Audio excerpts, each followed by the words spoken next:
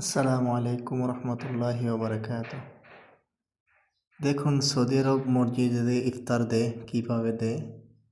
মূলত একজন ব্যক্তির জন্য একটা পানি, একটা 4-5টা খেজুরের সাথে একটা খেজুরের প্যাকেট, একটা আপেল অথবা একটা মাল্টা অথবা একটা লেমন আর একটা খেপসা।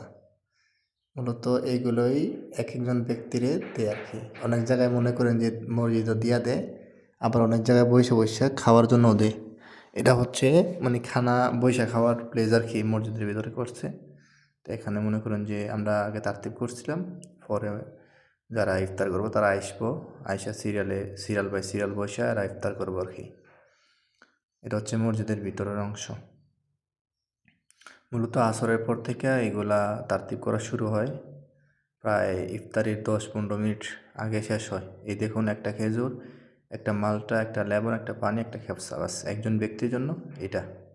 আর এটা হচ্ছে মসজিদের বাইরের অংশ। এখানে মুসল্লিরা বসে গেছে, মানে ইফতারের সময়ের জন্য অপেক্ষা করতেছে আর কি। এই হলো মূলত মানে সৌদি আরবে মসজিদে ইফতারি খাওয়ার ভিডিও।